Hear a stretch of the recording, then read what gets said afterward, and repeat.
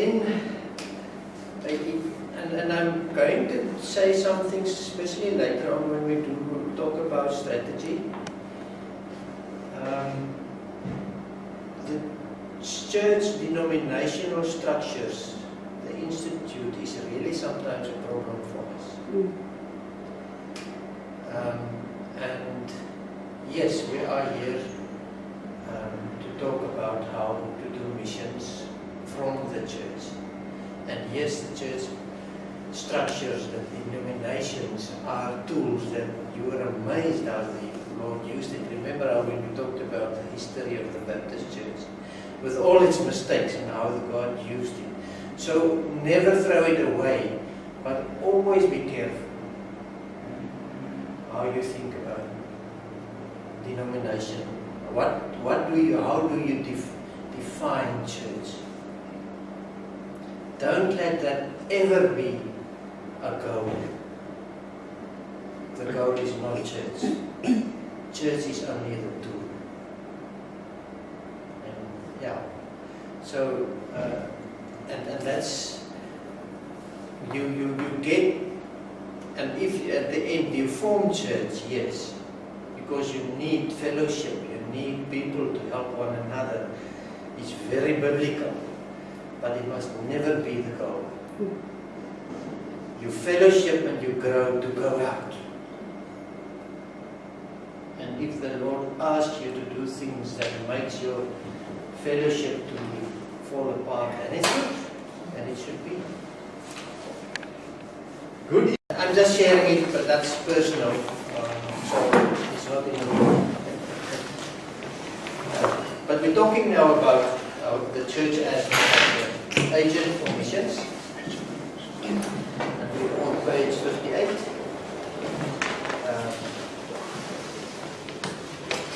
We talked about what is worship. In our work and everything is supposed to be worship. Don't think about singing in church as worship. That is only a very, very small percentage of your life's worship. That's not the real worship. Is out there in the where you do your job, where you work. That's where you worship God. And singing is also worship. It's a small presentation of that.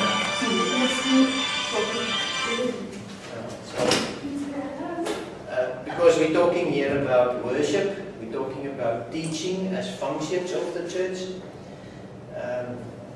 And again, teaching is not it's not only standing in a class teaching people. I mean, that's what I'm doing now. And it will always happen. But teaching is more in life. Where you're moving, you are teaching. Anything that you teach, in science or whatever, your life is the teacher. Your life and what you do is the teacher. The way you do it should be always in life. The focus of teaching should not be doing conferences. They are also there to help you, conferences, but they are not the focus of teaching. The purpose of teaching is living in discipleship with other people. Life teaching. So if you are good in science and you're teaching science, but it's the way you do it. And how you, through science, can show that God's in it. That's the process that is more important in life than just knowing the things. The facts of science. Fellowship. As I said, fellowship also is not always understood, but fellowship is not only telling in a small group all the things that you know and showing what you know. Fellowship is really starting from out of love to other people, understanding their needs and linking up to them and helping them and make commitments to people. But that's part of key functions of church, but then we understand church as us living in the world. You will make it very small.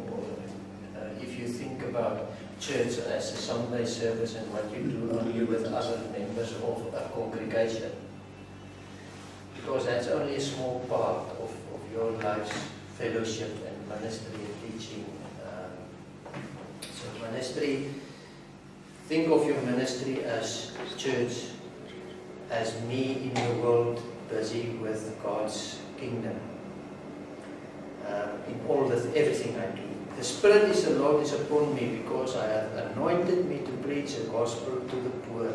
He has sent me to heal the brokenhearted, to preach deliverance to the captives and recovering the sight of the blind and set at liberty them that are bruised. And these things don't happen normally from a pulpit. It happens there where you're in contact with people, where the guy with the blind guy sitting there, you feel God's passion with that guy as you walk past him or whatever, or be in contact with him there. Because the problem with our congregations these days is that the focus is the preaching, and you're sitting there and listening and receiving. You are not in conversation and in interaction so much with other people on a deep level. That is actually very important in being able to ask. You know, the person that's needing, they are engaged, and it's not there. Because that's the basis of love, is understanding the person, feel, take compassion, have his pain, take it from him to you, and talk to him. It just was so interesting this morning. I had a conversation with somebody in the business of building business, which I don't know much of. And how the Lord helped me by listening intently to him and him. So at the end, I could give him some advice on his business without knowing anything of building. And that guy said, now I know what to do. It was amazing. But you listening to God and listening to somebody, be focused on him, forgetting about yourself. I mean, that's a process, and you don't get that so much in a church building. Even if you are there in a small group, you want to show what you know more than what's his need, because you don't really know or hear always the need of the other one. They gave that example the one day of the man was in a small group, and one of the guys, he worked with his hands by welding and so on, but he did it so well, he was so good with it, that everyone, and he was so successful. So he had an accident and both of his hands was burned, so he couldn't do his job anymore. So they cried with him and so on, and he was part of the group, but later on they continued as normal in the small group. And they shared Bible studies, and beautiful things they sang, and they did a lot of things together. And suddenly that man committed suicide. And they just realized how often, even in a small group, we don't get to the person to understand his need. We didn't do enough to know his pain. Even in a Bible study, that's about God's love. They didn't love. So you understand, it's not what happens with God and people is personal and loving and intently being involved. That's where mission happens. Where God used you to work in somebody else's life. So yeah, just as an example, but that you must. You need preaching. You need to listen. I mean, we're not talking against it. But if it's only preaching, you're missing the goal. There needs to be something more than happening to be church. Okay, but the functions of the church is ministry. And ministry is out of love, out of relationship, so that you can help people. And then witness, the same thing. As my Father has sent me, even so I sent you. What motivates you to do that? What motivates you to go day by day, intently, trying to listen to God and do this mission? What motivates you, if I can ask? Because you don't feel like it every day. You really don't feel like it. If you don't decide to do it, you're not going to do it always. What motivates you on the days that you don't feel to do it? You continue doing what the Lord asks you to do. To witness it. Yeah. You know, what motivates me sometimes is not always verbal, to witness. Maybe sometimes by just living my life, my normal life in between everybody. The way you live your life is witnessing It's Christ. also witness. And another thing that motivates me is, that's what I'm living for. That's what I want to hear. Yeah. That's what I'm living for. That's what I want to hear. That's, yeah. Where does that come from? Yeah, what else do I do? Because Thank you. I love that. I love that. That's what I'm living for. That's what I do. That's why I am. yeah.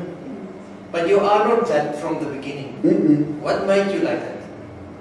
Yeah, it's because it's a lot. It's also growth in understanding. It's also like, you see now what is a passion now? It's to know that God has done His part. That's my part. What is for me to praise Him? Thank you. That's part of your process, but each one's process is differently. But we need to grow in that so that it will become our identity. Because then it's mission. Then it's there's nothing else to do. Why? All the other things are in vain at the end. I just wanted to say, just to think your whole life on earth is actually worth nothing if you don't have God with you. It's worth nothing. The other thing, I don't have money to pay Him back of what He did for me. Absolutely. And He tells me just do one thing. Just Give yourself. make this a lifestyle. Yeah. Let Him live through you. Just, thank you very much for that. But talk to the Lord about these things. Because you don't feel like doing it always. You're not intentionally always busy growing in that. And you don't feel like doing it always. Sometimes you actually feel totally opposite. Yeah. You don't like this person with you now. Or this is not the situation what you want to be. And you feel negative. But how do you intentionally grow to become like that? What motivates you is only the Spirit of God. But you need to grow intentionally.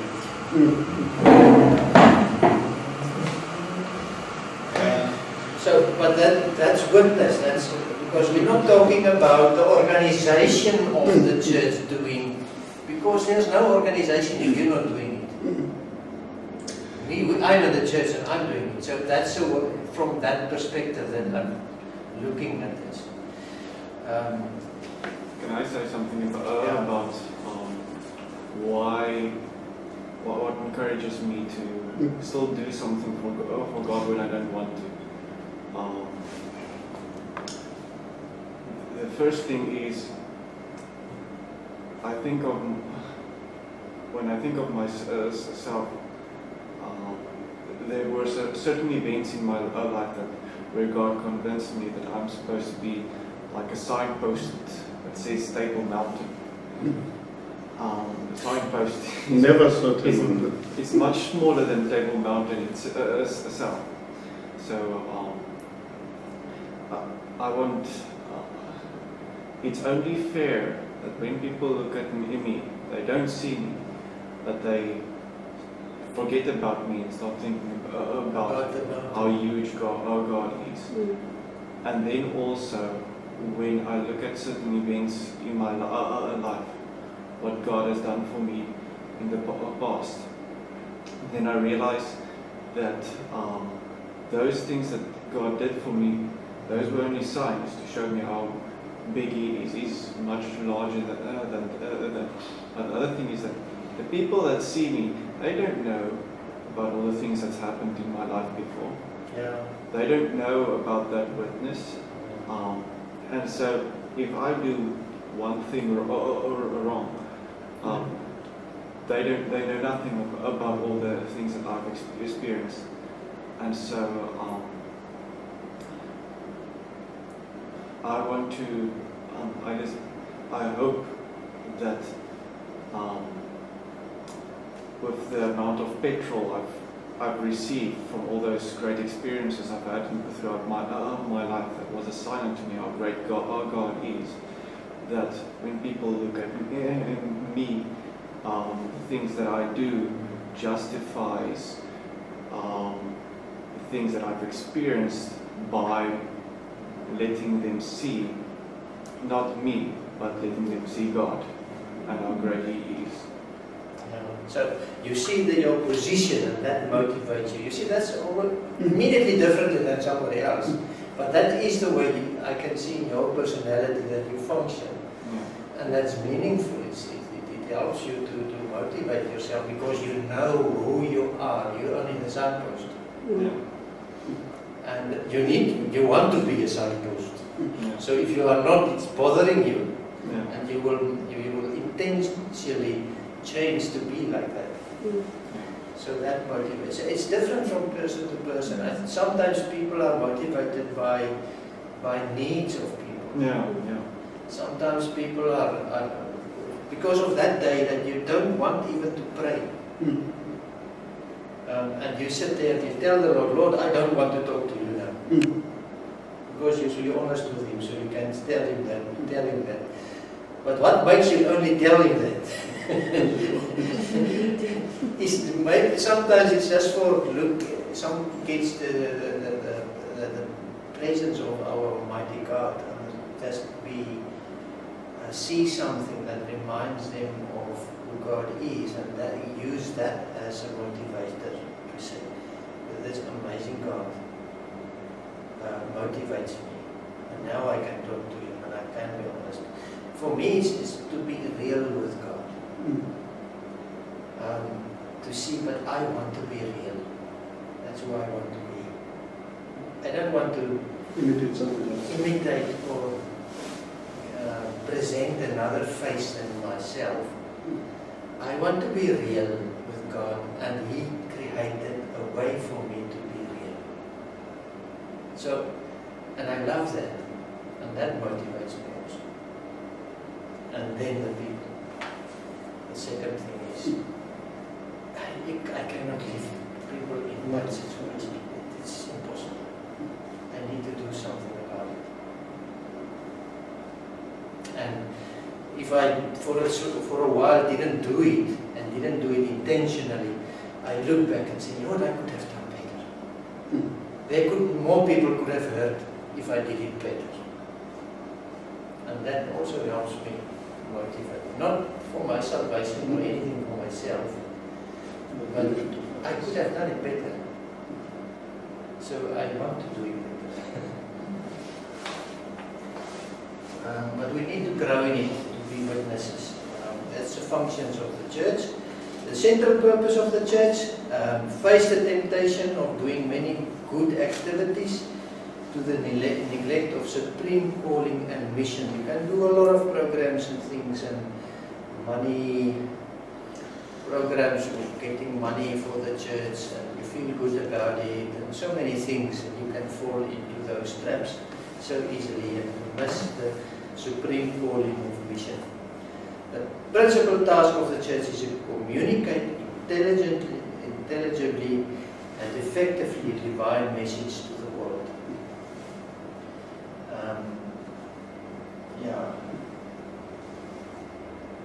Okay, so that people can know God. To present Christ vividly, intelligibly, and effectively. Through your gifts, through your life. God's message is coming through your life. with your weaknesses, with your strengths, with your gifts. And your story is part of your message. You cannot separate it. Your story is part of your message. So if you tell it, to present Christ through your life is your job. So you need to see your life, understand your life from out of Him, your position also as a signpost and how you experience it. But you cannot witness without your life being involved. They see you as the representative of God. The one who shows Him, but they see you to see Him. To lead people into the faith relationship with Jesus Christ. To congregate believers through the administration of baptism and build them into a functioning Christian churches. I'm not going to say too much about that. You know the dangers of that also, but I mean that's part of it. To get followers of Jesus together and to have things like sacraments and baptism, everything that helps our mission, we need to do. As members of His body. To establish the believers in Christian doctrine. Because why is this one so important? Because I have my ways and my motivation, but I need other people also to keep me accountable. If I'm alone, I'm going to get weaker and weaker. If there's nobody who never tells me, hey, you must think about this or this, I will get weaker because I'm just busy with my own thoughts. And I need other people. That's how God made us. We need to work in the body. The hand working without the feet to take him where he needs to go won't be so effective. So we need one another. That's how we are made. So bringing people together, and that's part of my mission work also. A big part is building the partnerships in Christ, so that people can work together, so that we can share. I can play my role, that partner play his role, that partner play his role, and together we can find better solutions and strategies to work. That's so important, bringing people together, working together as the body of Christ. To establish the believers in Christ's doctrine, principles and practices of Christian living, especially the Christian living. All the principles and practices without Christian living is nothing. It brings you nowhere. You need to have a living understanding the principles and practices and teachings. This needs to go together. To train them in a life of the Holy Spirit. That you understand, we've talked about that, it's so important. It's not you doing it, it's Him doing it in you. And your communication in your prayer life and listening and hearing Him, to follow Him. The importance of the church in the New Testament, Billy Graham pointed out that it is hell's gates that cannot prevail. The forces of hell have set up their defenses. We always think of the gates of hell won't prevail. Why? Not because the gates are attacking us. It's us attacking the gates. I mean, God through us attacking the gates and walking through them because we can. Because God can do it and He's done it. So even the gates of hell won't stand.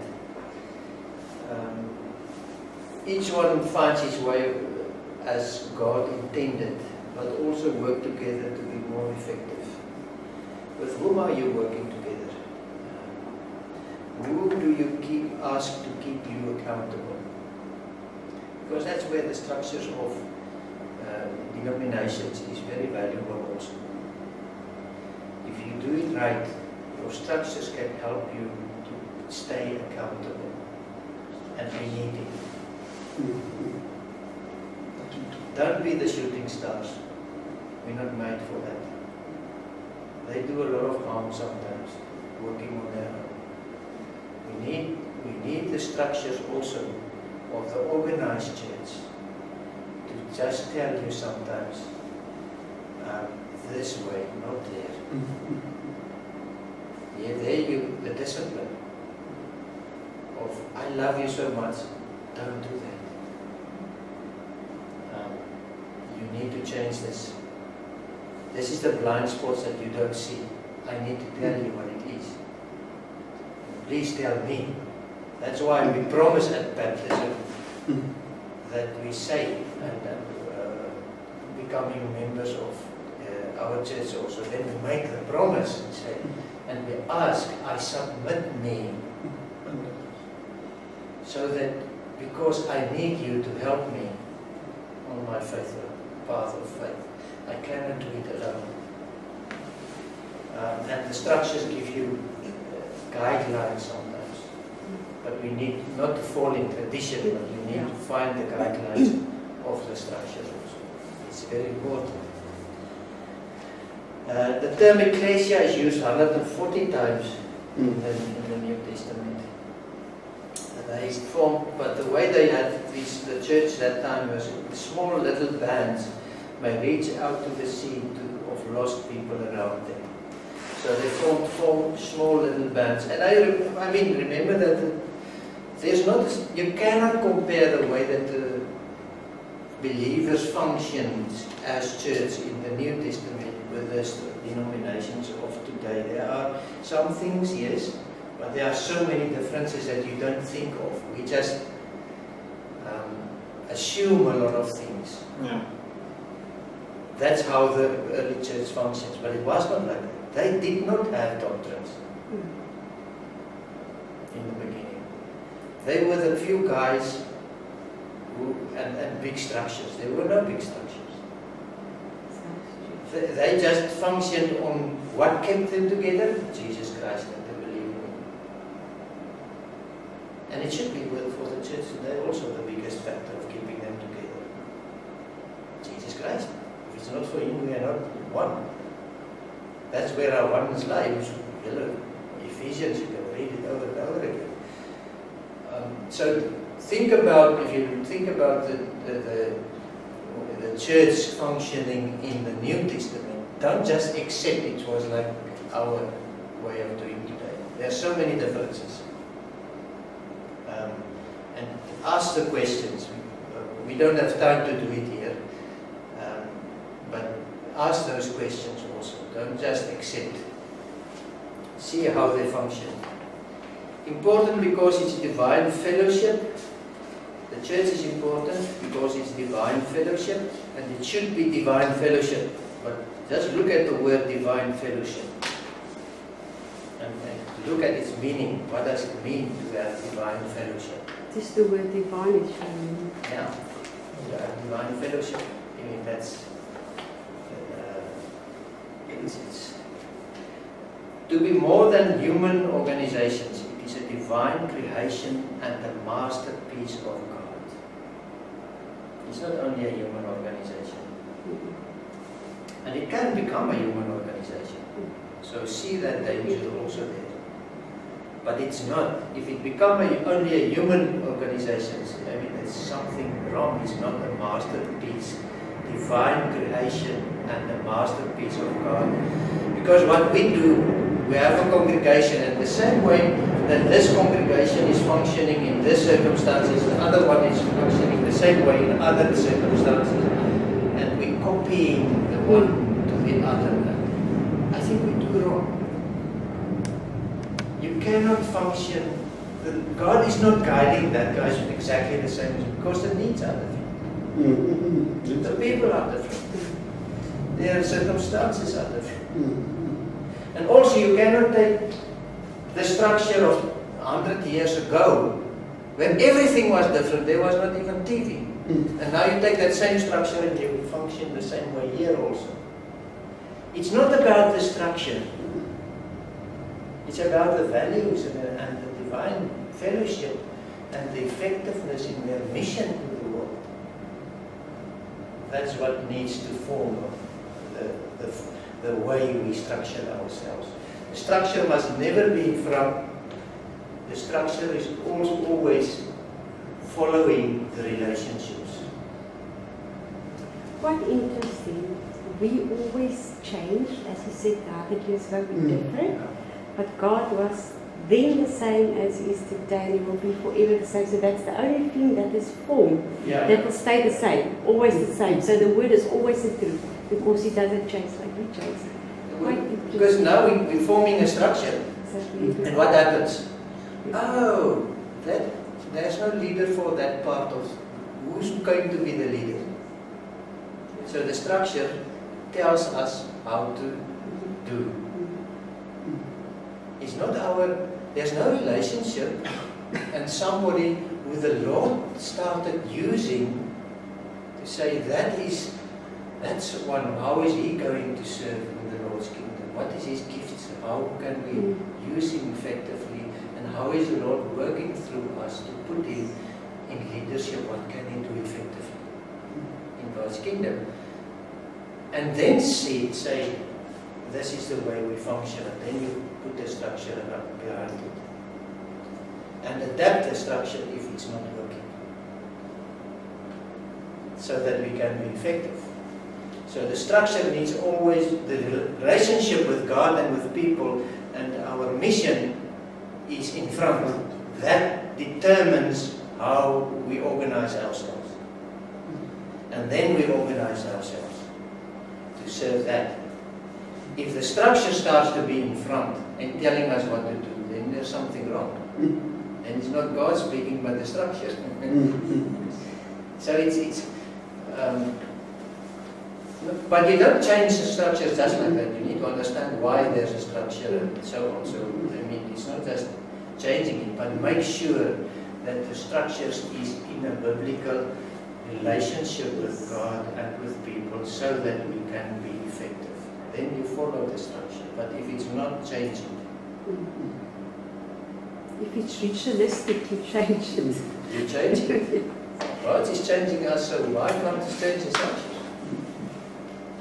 I had a few places in my life that I started working totally differently than we are, because it's the things that I've learned, the things that happened, just bring a more effective way of doing things.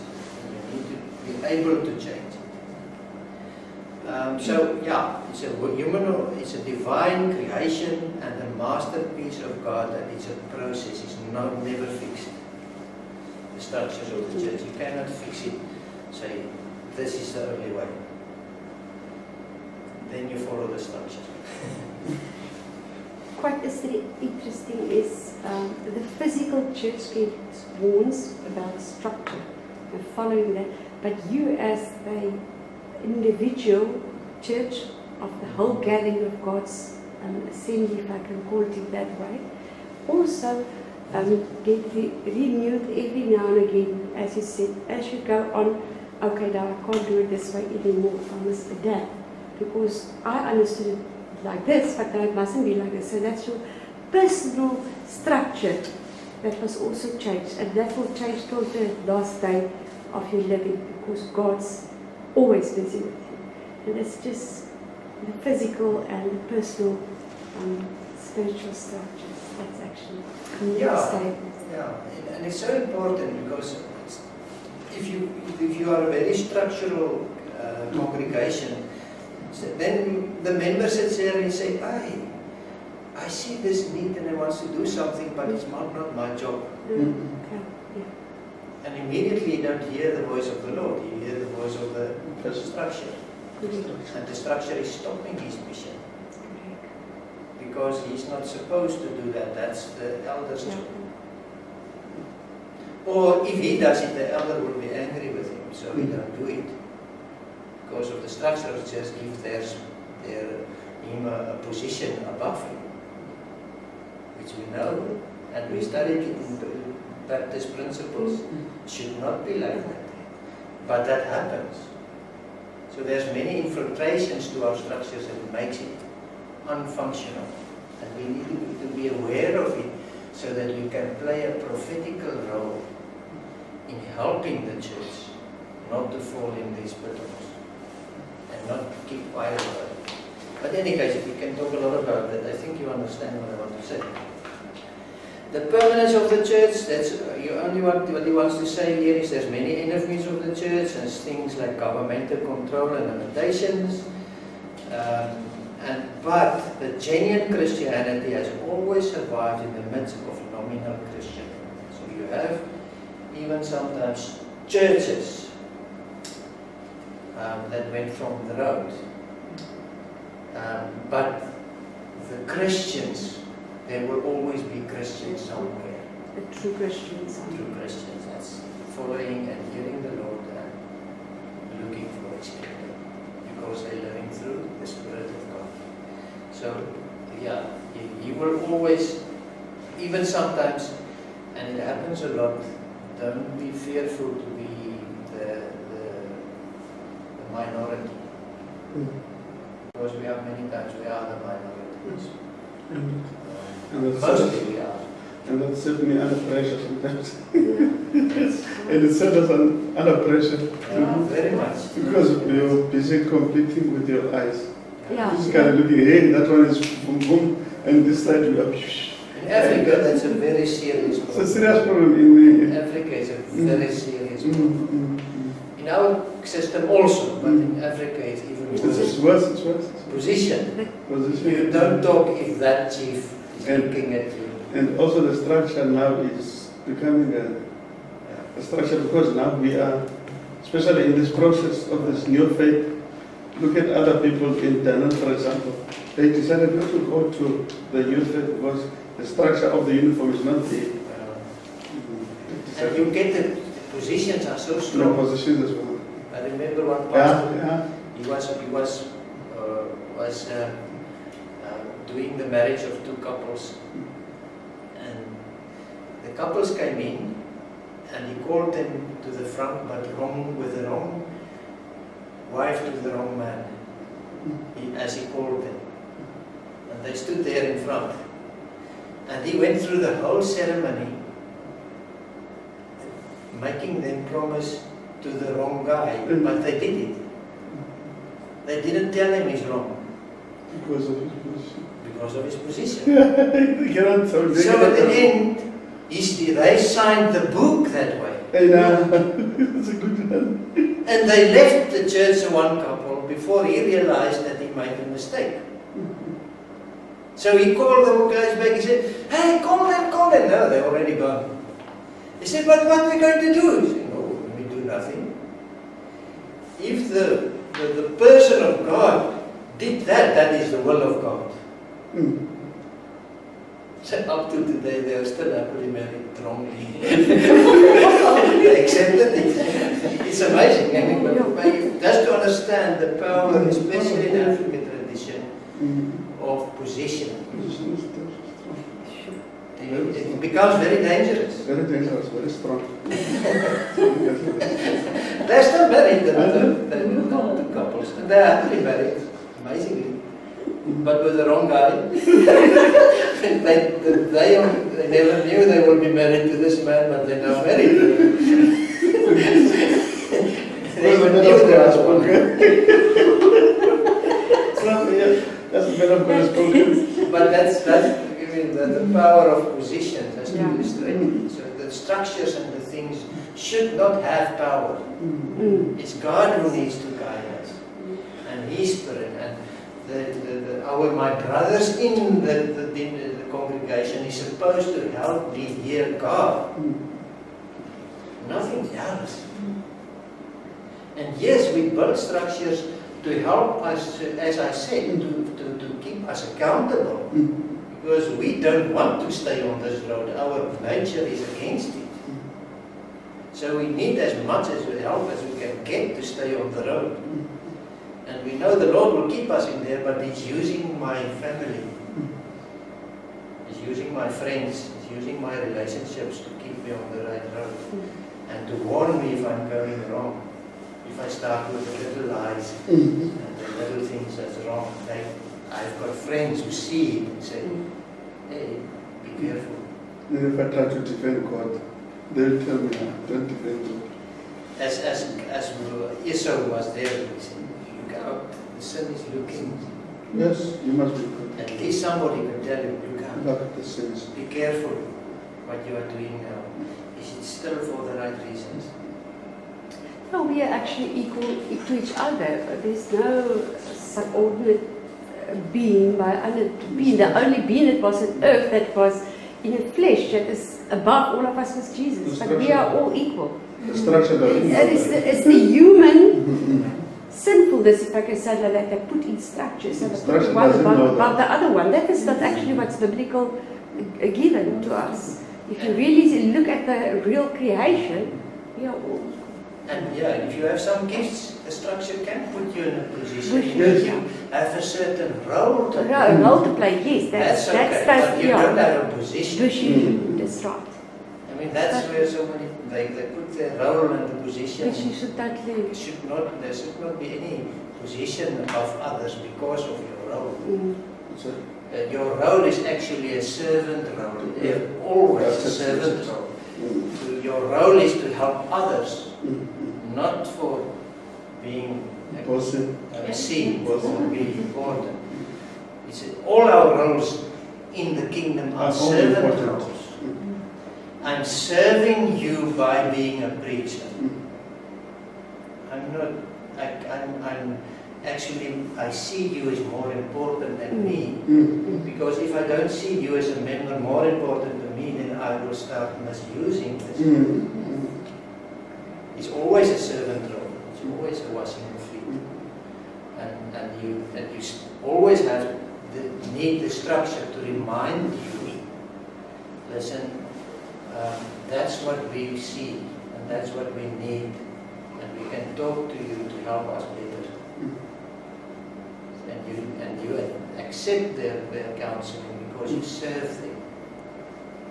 If you start misusing it, then that's what happens. So many congregations started falling apart, missing their calling, their mission.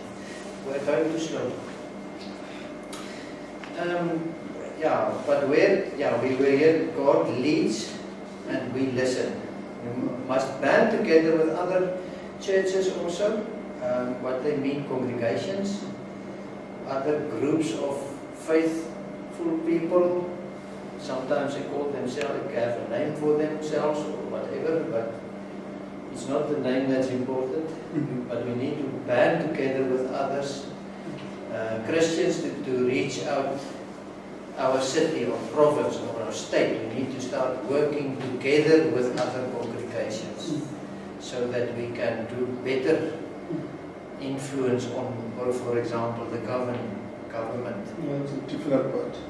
To have more, you need people to join together their forces.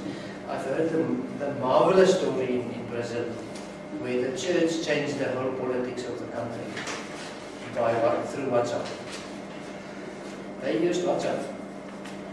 And because of them and their pressure on the government through WhatsApp, all the congregations together started using WhatsApp to put millions of messages into the minds of so many people to see we don't want corruption. And they started mentioning names. Because there are people who clearly did corruption and nobody said anything. So the members of the different congregations started talking to the government and saying that corruption is not God's will. We want that man to be removed. They had 9 ministers who is now in prison because of that. Because they put the pressure on the government. We need to work together sometimes to reach, to change the mindset of people sometimes. And because it's a mindset that changed, that people started agreeing with it. look at the results. There are people who show us the results of that man's corruption and who is suffering. And they feel for those who are suffering. So they talk about it and they put it in public. And they later on, when they knew who is guilty, they put the name of the person. And suddenly nobody can just say, if the government continues with that person, he will lose his votes. So they had to listen. They changed the whole politics in Brazil. It's amazing to hear that story. But sometimes we need to work together. Chapter 8, I'm going quickly through this one because there's not so much. You can read through it. The last things and missions, that's about the eschatology. That's the Greek word that for the end times, eschatology. You can name called the Christians lives not only in the world but in the destination is eternal life with the Lord. You live for the future. The Lord Christ is returning to the earth. He will carry the redeemed to be with Him. The decision He makes now will determine how we will meet Christ when He returns. It's not decisions, it's one decision for Christ to be talking about that thing, but with a lot of other decisions following that. But the one decision that makes a difference is the one for Christ. So that's why there's only the decision a person makes now will determine how we will meet Christ when He returns. He becomes a child of God and look to Christ coming in the great day of victory, because we are struggling and we live by faith. We don't always see because there are so many things wrong and dark and broken around us. We need to live in the expectation of the future also. Not by fear, but by the results of our lives and decisions. People need to know it, and we need to have expectation, and that expectation of the victory one day transmit to other people. The Greek word parousia may be translated as a presence, a coming, an arrival, or an advent. It is like the arrival of Jesus when He comes back. The return of Jesus from heaven with the purpose of raising the dead, holding the last judgment, and bringing the kingdom to completion. It's part of the story. You cannot just tell the mission story of God through your life without the expectation of what still has to happen. It's part of it. And that motivates you. That we are looking, when it's really struggling, when the Revelations was written to the people in need, in great struggles. And now you can look forward. It's encouragement. So we can encourage one another so that we can continue and we can tell people that your decisions now have consequences.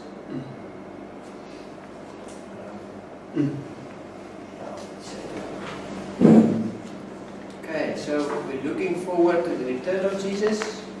We can continue. So, and the purpose of raising. With the purpose of raising the dead, holding the last judgment, and bringing His kingdom to completion. You see, these things, we know these things, it's the basic things. But it's important to just always remind us about the basic things about our Christianity. We know He's coming back. But because we don't talk about it so often, because we think everyone knows it, it becomes something that's like you don't even think about it so much.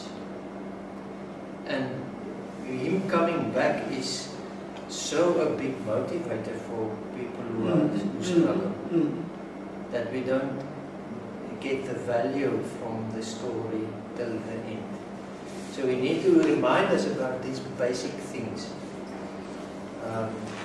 There's many of these basic things. Is Christ interesting when they talk about Jesus coming back, the word parousia sheds real, the Mandarin dialect in Chinese sheds real light on the parousia as a crisis of missions and history.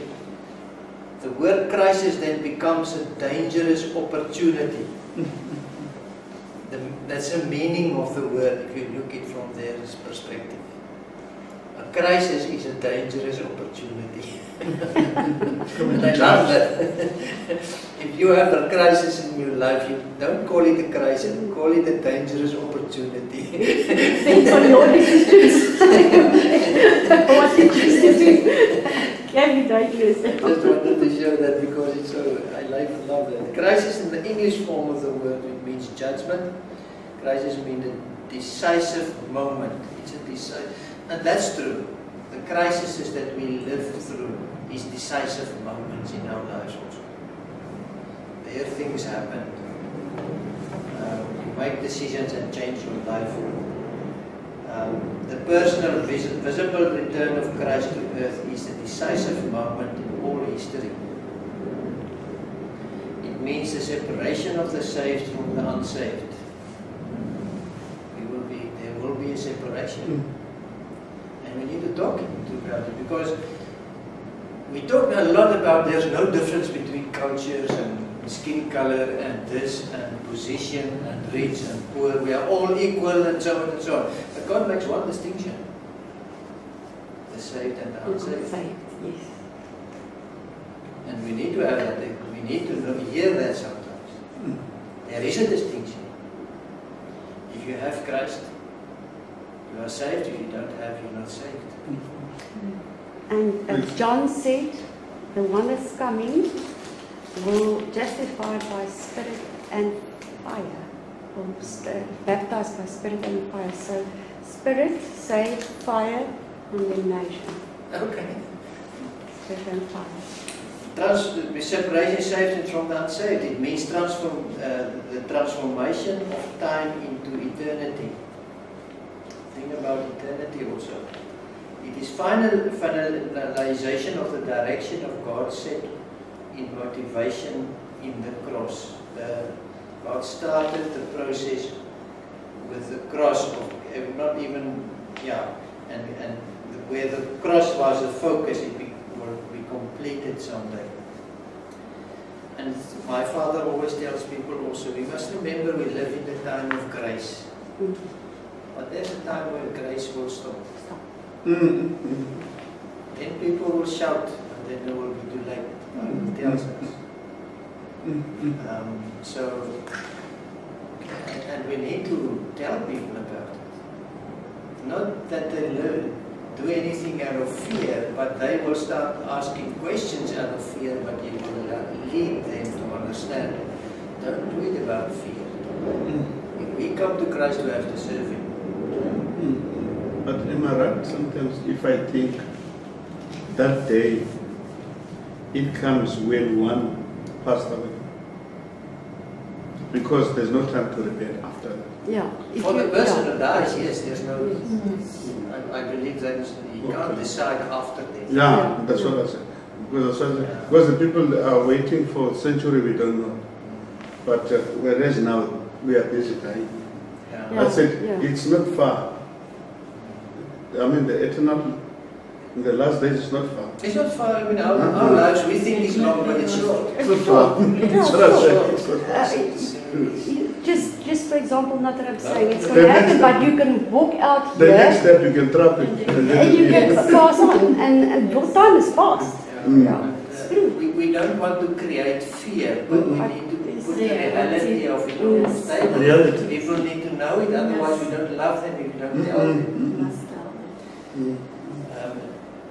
The Old Testament talks about the day of the Lord, the day of salvation and of judgment, the day of salvation through judgment in different ways.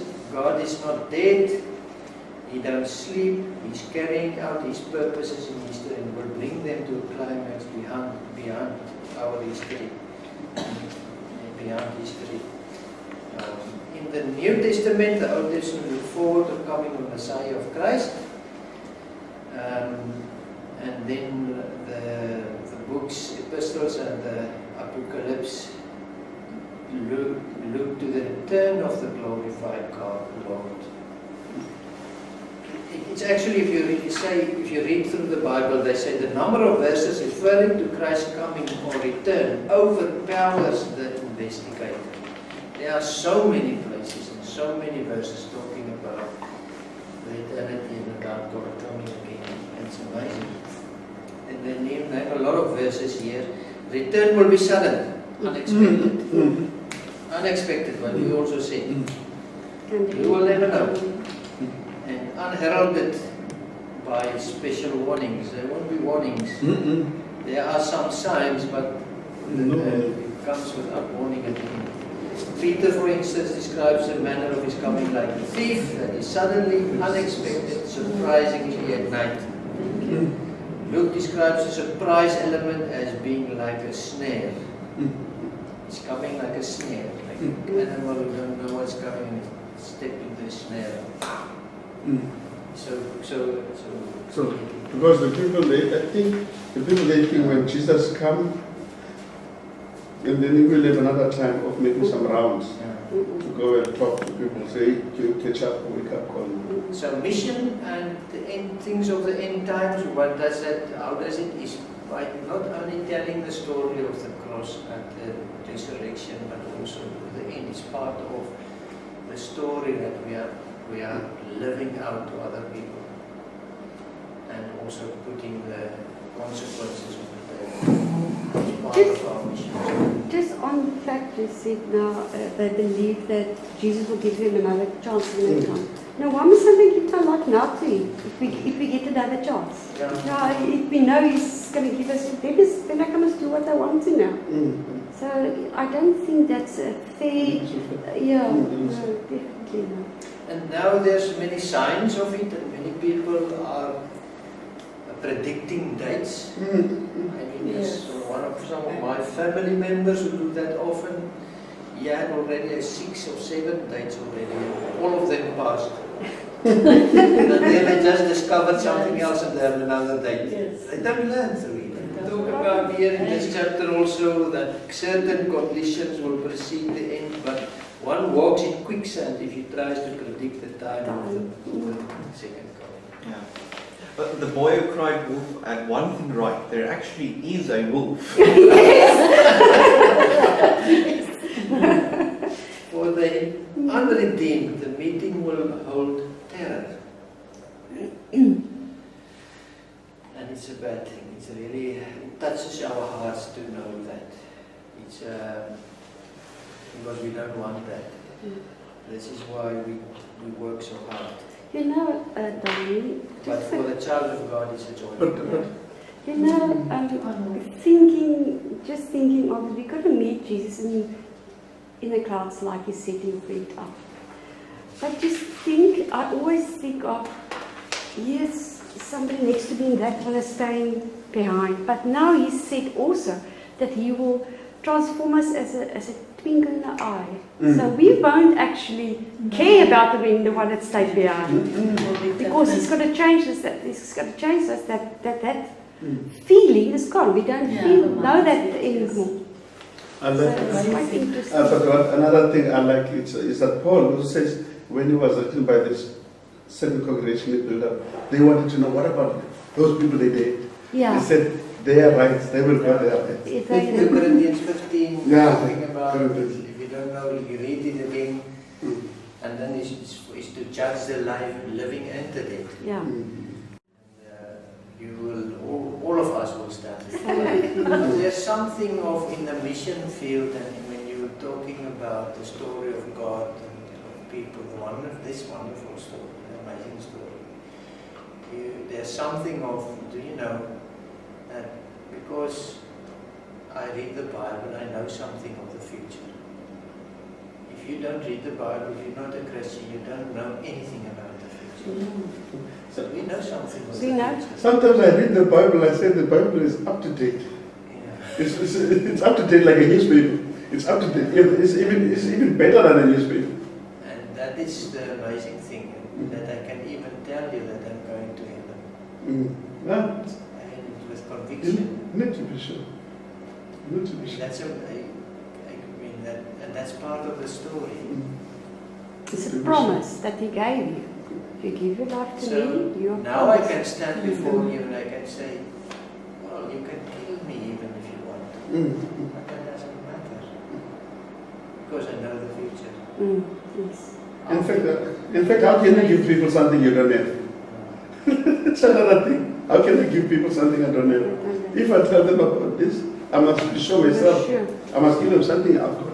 Yeah. It's not always the right approach, but you can even have the question of, well, what will happen after What will happen? For people to start thinking. It's not always the right It's not approach, always. but for some people it helps to make them think about it. But then it is a very selfish way of thinking. But in any case, it's the finality and the certainty of His coming. Jesus told His disciples that many would come from east and the west to dine at the table with the patriarchs. The angels would go to the ends of the earth and command the Son of Man to gather elect from the extremes of the planet. Jesus spoke of His disciples going to the streets and gather both bad and good. He started that His disciples would give testimony before the Gentiles. It's just the finality about it will happen. Will be a final separation of the redeemed and the unredeemed. Especially in Matthew 25, where He stood and He separated the goats and the sheep and telling them, well, you didn't drink me water, you didn't do those things. They said, but where did we see you? I said, well, you've lived between a lot of people. If you've done it to them, you've done it to me. Well, and then, the separation of the redeemed and the unredeemed. What will happen is a call to action. It should call to action in Christ's name. If we know it, the action is not predicted in fear, but rather in a desire to please our Lord. The second incentive is the teaching of the Scriptures, that the gospel must be preached in the whole world before the end comes. Matthew 24, verse 14. So that's also motivation. We want the Lord to come. So let's continue and preach. So we don't delay the process. The missionary work of the church is the eschatological, that is the end times, foretaste of the kingdom of God, and the biblical hope of the end constitutes the keenest incentive to action, so that we can preach. Remember Paul, who said it's better to be with God, but there's still work to be done. I want to be with God. I've got a deep desire to go to Him. I wish I can go now. But I still have work to do. There's work to be done. That's why I'm still here.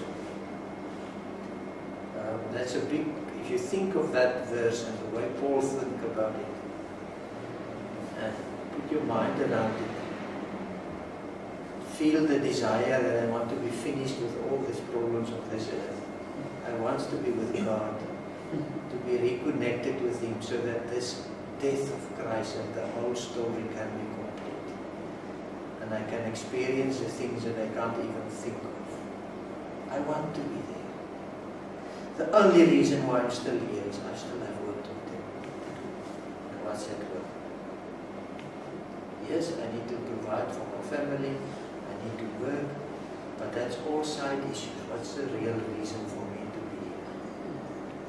To proclaim the gospel of the kingdom and to bring the people who don't know and guide them through a growing process. You can't just tell them and leave them. You can guide them through a process.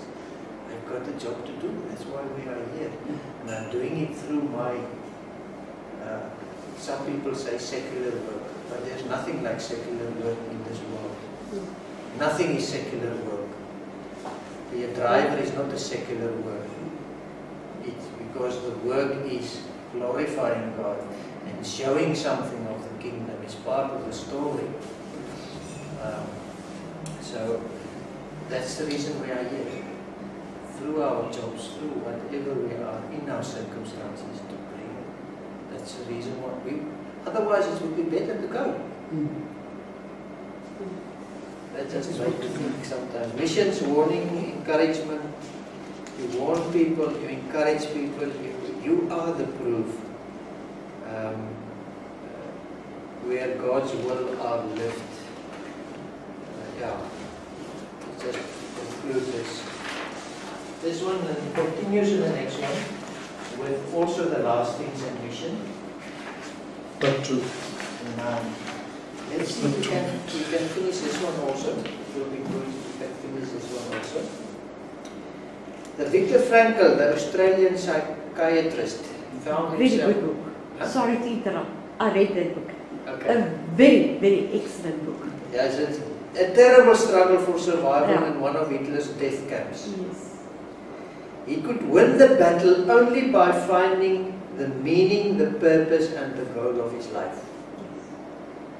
It's a fantastic book. They just do the comparison for us to know that the goal is to be with God at the end. And not only you, but to bring others to Him. And he couldn't survive without knowing his goal. His goal made him to live. His goal make us to stay here in the earth and through all the sufferings and the things that goes wrong, bringing the truth. Franklin feels that perhaps I was struggling to find the reason for my sufferings, my slow dying, because he was slowly dying in the camp. Like all of us, the Christian in today's world must have a firm grip on eternity to allow him to walk hopefully and confidently in time. So that you can have peace. That you know, whatever happens, nothing can separate me from the love of God. No spirits, no any position on this earth, nothing, nobody, nothing can separate me from the love of God. And that gives you peace, and that makes you ready to give your life and give everything to Him, to give yourself away. The three guys to the fire, Nicodemus and there was this. There's three guys. They went to a fire. They went to a king and said, "Even if you can burn us, Yeah. but we don't want down." Daniel. Now it's this guy. There's three guys. Okay. They are to be used to turn men and women to Christ and hence prepare them for eternity. That's the job of the missionary. In the eschatological, actually the word, I don't even want to use the word missionary. I love the word missionary because it's something of being sent. But then we need to understand that every Christian is a missionary. It's not a mission. Wonderful. Because that's, don't think about somebody else if you say missionary. You actually need to, I love when Mozambique tell the people, put your hand here, do you feel that person? That's it. That's it. You're the missionary. You're the, in the eschatological view, the end times, God is seen to be at the beginning of history, above it, yet within it, and moving history towards its goal. What Christians do about missions is so infinitely important because eternal destinies of men hang on their faithfulness to God's appointed task. Just talk to God about this.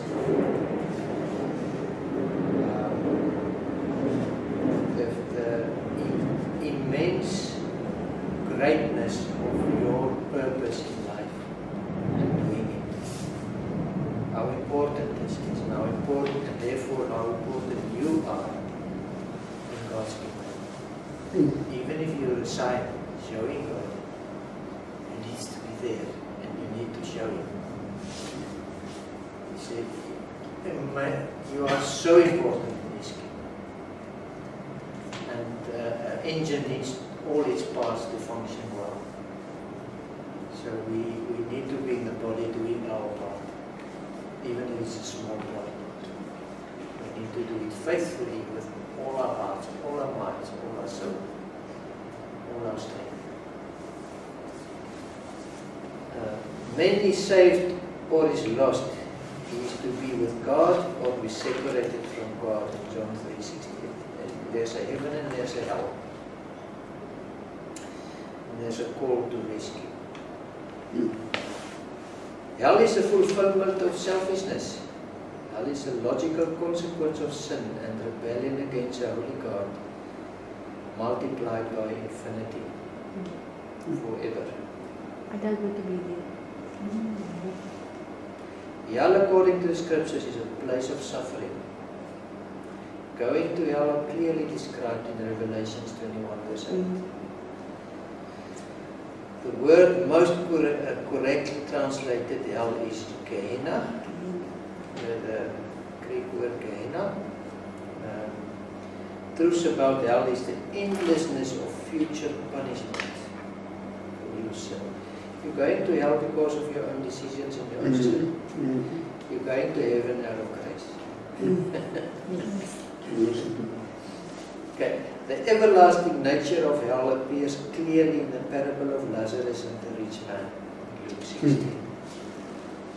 We cannot read the Bible differently like so many people. Isn't These are realities. that also a representation about Moloch, that they also kept burning, that they're offering in the Old Testament the babies? That's Moloch, isn't it? They burned the babies Yeah. for Moloch. For Moloch. And it was Okay. constantly burning, permanently, and that they didn't burn, that they took one side to rot. To be rot or whatever you would say, but it constantly burned. They offered babies that the fire constantly burned again. That idea is coming from physical to the spiritual. Yeah. You're gonna rot and you're gonna have fire permanently if you don't come to God. And if you stand there, people tell me that sometimes they say, standing in India, seeing how mothers take the baby and throw it in the river and come in branches for a sacrifice for them. I mean that if it doesn't, these are the things. That's If it happening. happens, something is happening in us. Because Something's wrong. we can feel God's tears and heart when that happens.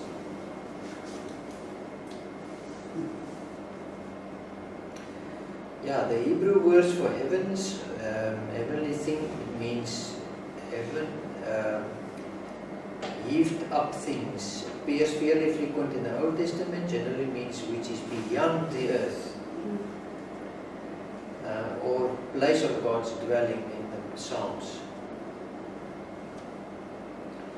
But it comes to mean heaven as the dwelling place of God. I'm not going to go through too much through that.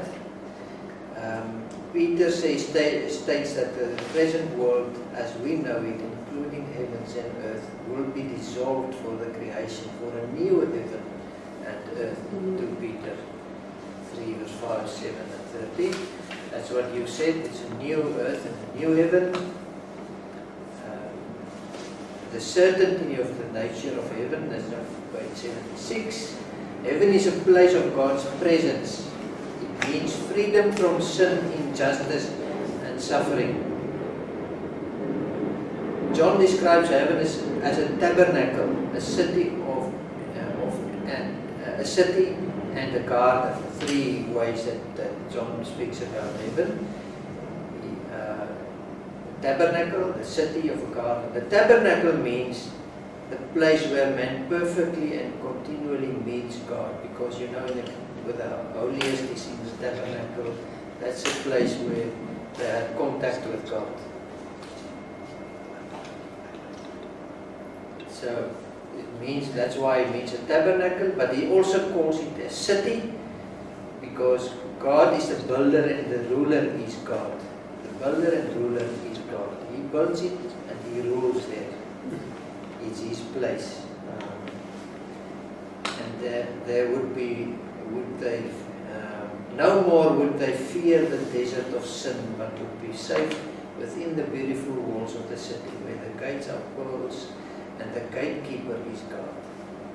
Yeah. Think about the security of God as the gatekeeper. Yeah.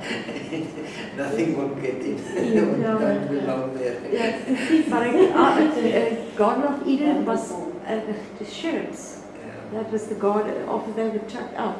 So there was a possibility of failure. But just to think God is our God, gatekeeper, and there's no failure, no possibility of failure. If you live in a world in fear, exactly, Yeah. where you are persecuted and you live in fear and soldiers killing you and people, as in Mozambique now, it's cutting your throats. You don't know when they're coming to you, and suddenly you see, but I'm going to a heaven where God is the gatekeeper. God is the gatekeeper. Our safe Confirmation. and the completeness of it. Mm. Heaven is also seen as a garden. The second garden is perfect, with no possibility of becoming sin-stained. As Revelations 22 talks about the garden, between the two gardens stand the garden of Gethsemane. Garden of the beginning and the garden at the end. In between is a garden of Gethsemane. And then candidates to heaven, the thief on the cross received Christ's promise. On that instant that he gave himself and asked. Unbelief expressed in the life of the reason of the exclusion and the consequences, exclusion from heaven if you don't have the belief, because you've got the two sinners alongside Jesus. The one man asked for him, he went to heaven, and the other one stayed home. Couldn't believe in this Jesus. Makes jokes. Okay, but there's no story in the Bible about Barnabas. It just ended there that Barnabas, he was free man. He was freed. When Jesus came and took his place. Yeah. And then from there, I will show that maybe we can see him in heaven. Yes or no? I don't know what happened with him, but I believe. Because he was saved by Jesus. I can believe that this whole thing that happens, and if he heard the gospel and what Jesus did, that could influence his life so much that he. Because I think he was saved. So no, we are free. And then, but the first person he saved was him. So if he was saved by Jesus, he must be free, man. He must be also free. Directly in his place.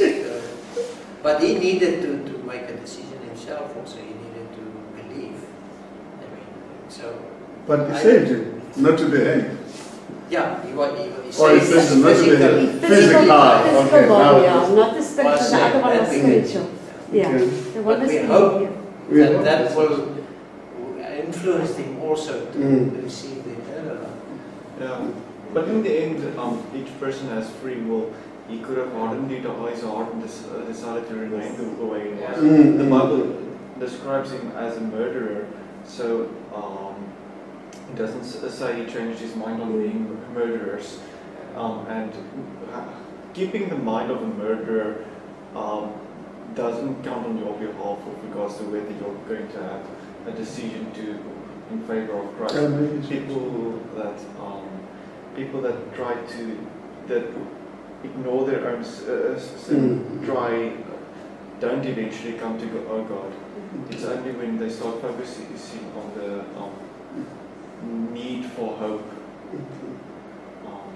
So I think it's definitely a free will situation. Yeah. But there was a lot of Jews saved Yeah. in that time frame. If you read the book of Acts, it was a Jewish time frame. Many thousands of Jews got saved. Okay. So, heaven, I'm not, you can read through this, I'm not going to say more there, maybe only there at the last page.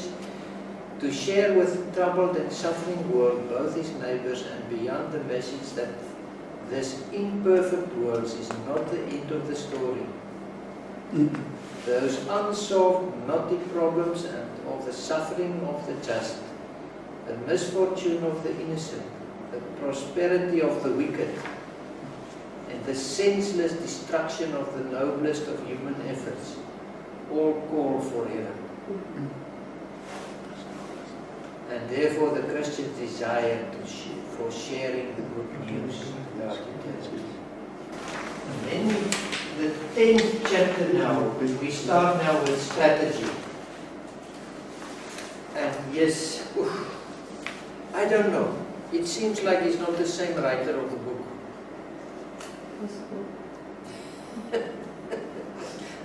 Mind change.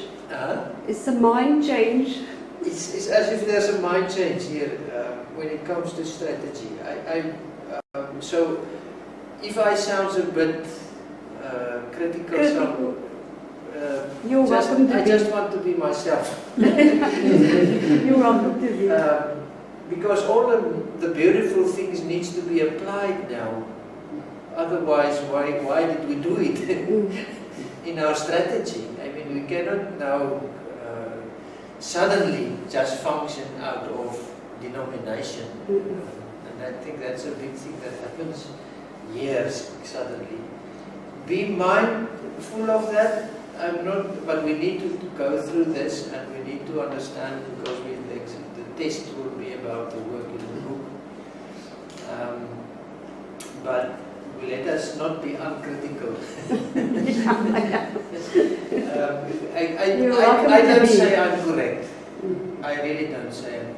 But I need to be true in what, to apply the things directly or what we've said through the other lessons. So let's see. Let's go through it and see what happens. I will just do a few.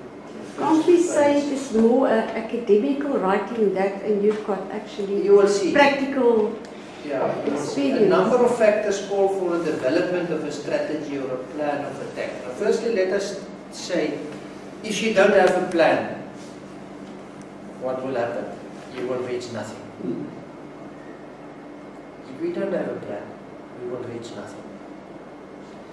They made in the University of Princeton, they had a big, what is an investigation, a big research on one class, and they talked to all the students in the class, and they found that in the whole class,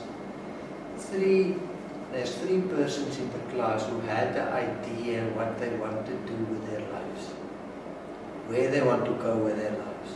They have plans, and they worked for that. The others just did it for making money or survive or whatever. They didn't have real plans what they want to reach in the world. So they just noted everything, and then they waited for 40 years. And then they went to look up all the students of the same class in their research. And what they found is that the three with plans and reasons for living did more in the country than all the 97 or others. They reached more in their lives than any of the others joint efforts in that class. This is scientifically. Yes, that's what I wanted to ask. How did they count it? They counted materialistic things, or money-wise, or anything else? To be worth, to create and develop their own country, and the others just went into the normal ways of just living. But they created new opportunities, and they did wonderful things. They just managed so much more than more than all the others together. I can get the article and you can read more, but that's more or less what I remember of that article. I read that once. So you need a plan. Let's put it this way. We are in the world, our situation where we are. You need to understand this. You need to know where you are. You need to understand the challenges of where you are. You need to make investigation. You need to see the problems of your community. If you work in a noon, go and investigate what is going on. Understand life. Understand what needs to change. Understand what is the needs of people, etc., etc., etc. But we also have a vision of God, where we should be. So you have now, we talked about it, people who know the Lord, you can write down your vision, make it real for you. How do you want to see this community to function? What needs to happen? If you want to see everyone knowing the Lord, and there's places where they can help one another, and there's all, whatever the vision, make it practical in life. Not theoretical things, but practical things. How does it go? And then, how do you move from a situation to a new one? That you call strategy. That is your strategy. You need a strategy because you need a plan to reach your vision. You need to know, what am I going to do? And the important part of it is, who's your partners in it? Who's the partners who are going to work with you? So that's what they want to say. You are a number of factors call for the development of a strategy or a plan of attack. You need to know what are you going to do to reach there, because you cannot just jump from there to there. And there's these processes that you need to start, because you see, mindsets are not, people not thinking like this biblically and not like that. And how do you change mindsets? It's processes, it's plans.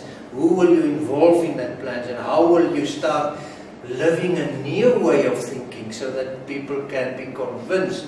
How create trust? Everything. You need to have a plan. Trust doesn't fall from heaven. You have to deserve it. And how do you deserve it where you have so many weaknesses? How do your strategy of your relationship with God, and how you live out the grace and be honest with your problems to create trust so that people can hear, and building the bridges so that you can start showing something different, whatever your plan is. But you need a plan. You cannot work without plans. Nothing will happen without a plan, or just a feeble plan is not effective. And you cannot do the plan on your own also.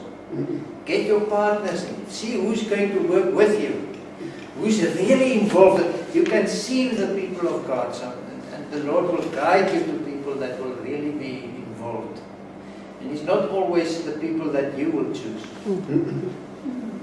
Strange people He brings in the road to do things. That's totally different than you don't even like. But you need to see when the God is bringing Him. And you need to work with Him and to hear Him and say, work out a plan. Agree on a vision. Because if you don't agree on the vision, you can't work together. You need to know where you want to go. Then He can do it totally differently when you're going to the same place. And then you can work together. That's so important. So this chapter lesson is about this strategy. How do we do mission work? And some of the mission work is over cultural borders and so on. Some is on your own people. It differs, but because our callings are so differently. But you need a plan, and you need to understand. The scope of our objective calls is for a strategy. Our purpose to make the Lord Jesus Christ known throughout the world. Our objective will include the winning of men and women to Christ. And then they talk about baptizing them and incorporating them in the New Testament churches, God's love. We'll see in the biblical and doctrinal foundation. The world must be the scope of our activity. So, at the end, you will put your focus area, but you will know the whole world needs to be reached. So you will have links to other people working with other focuses also. But you need to do the focus area where the Lord leads you to work. Because you cannot reach the whole world on your own. You are called for a specific, with a specific calling, sometimes only to one person, can even be one person. Your life purpose can be one person. It's possible. You need to find it. But if you're working in Nanoon, for example, maybe the Nanoon is your calling, or whatever, I don't know. But we'll have to find our callings and our specific focuses where we have our vision. And there is a wider vision also of the whole earth being reached, but you need to focus on what the Lord is calling you to do. And then there needs to be a plan. Christians in the beginning were a minority group, and remain so. Even today, we are the minorities. The believing Christians, like Gideon, and he selected dedicated band of 300 in Judges 7. Humanly speaking, a small, despised sect without financial resources, poor. They don't have position. Look at me and my family, say, prestige or political power they don't have. They don't have position, they don't have a voice. But they overcame the official paganism that had all the power, backing and support of the Roman Empire. You know what they've reached and how they managed. Not by might or power, but through the Spirit, says the Lord of hosts. Zacharias 4:6. So we don't look at what you don't look with human eyes, because if you look at human eyes, you're not able to do anything in any case. You need to know that it's a Lord's work. The best use of our resources, we must be good stewards of the resources and our time. We need to use our resources and what we have, and therefore you need a plan. You need a budget, and you need to know the budget is not yours, it's God's budget. And you need plans, you need to know what I do with the little I have in physical resources, and the spiritual resources that I have in God. That's so big and so amazingly available to us. How do I use all these things and the little material things that I can control? And if you start, sometimes the Lord puts you in a position to control much more material things than you thought. Things like that happen. But the things that I have, how do I plan and use it? And disciple, the central purpose of the task is to disciple the nations. You remember the story of Steve Rice? Did you see that testimony of Steve Rice that I've sent the link? The person was testifying on how he grew up in that bad situation, and then how he was in fear and in depression, and how a relationship, somebody came into his life and guided him through 16 years to change his life. Discipleship. Did you see that? Yeah, in his business. Yeah, in his the business. doctor that came up every once a week to support him. It's so powerful, that story about discipleship. How dedicated people can be to help somebody else. Dedicate in 16 years to see him once a week. And help cry about his marriage and his children, and how the changes came into his life and his business and everything, and how he's now influencing the whole world through his business that became his ministry.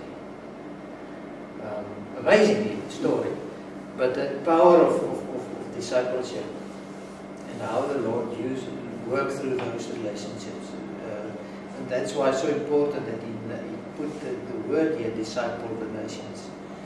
Can I chip in again? Just quickly, a thought that you said just now. It can be one person that you need to lead. That person was one person for 16 years. Yeah. But the person he led actually influence it quite a lot Child after that. is So it can be influencing all only aspects. one person, but that can cause that person to. But a dedicated, Yeah. Dedicated to the intentional Mm. relationship in a program of once a week without missing 1 week. Early in the morning, rising up early before the others to have that meeting and pray together and work. After that guy got 3 times converted in churches, but it didn't help him. But you must, you have the link. Go and look at it again, because I like that, to refer to that as a Yeah. nice way of explaining discipleship.